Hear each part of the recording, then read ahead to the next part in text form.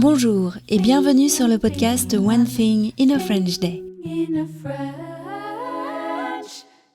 Aujourd'hui, lundi 3 février 2025, cet épisode, le numéro 2467, s'intitule « Nous n'étions pas très bavards ».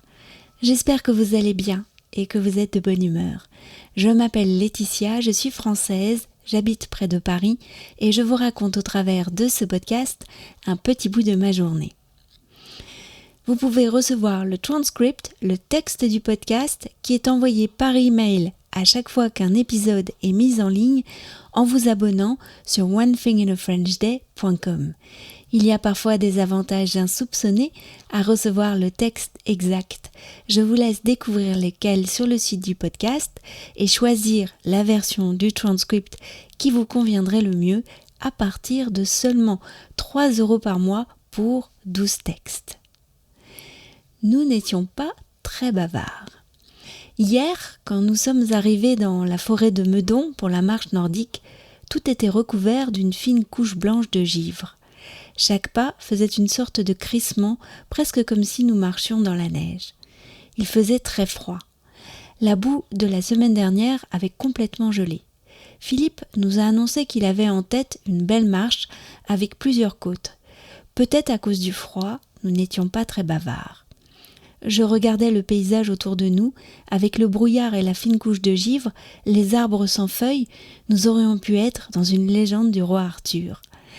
C'était comme si nous étions isolés, soudain, loin de Paris et de notre époque. Dans ces moments-là, je repense toujours à ce livre sur la marche qui m'avait tellement énervée au point que je l'avais balancé à travers ma chambre. Dans ce livre, l'auteur se moquait des marcheurs du dimanche qui partaient avec leur téléphone portable et étaient sûrs de se retrouver chez eux le soir même entourés de leur famille. Et alors, avais-je eu envie de le crier à la figure. Ce n'est pas parce que toi tu aimes vivre dangereusement que ce que font les autres c'est nul et que ça ne leur fait pas du bien. Cette balade du dimanche était tellement agréable par bien des aspects.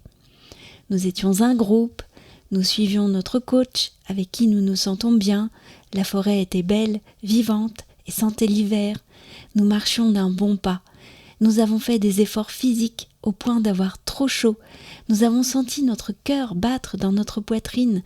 Notre souffle s'est accéléré quand il a fallu garder le rythme.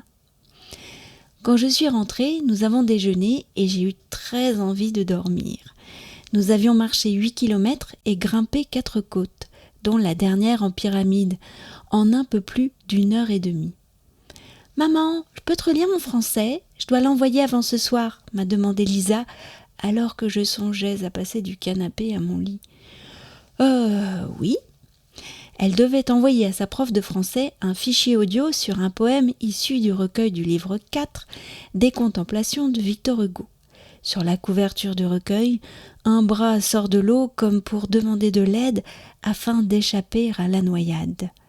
Moi, j'allais échapper à la tendresse d'une sieste bienfaisante. One Thing in a French Day, c'est fini pour aujourd'hui. Je vous retrouve mercredi pour un nouvel épisode du podcast. À bientôt, au revoir.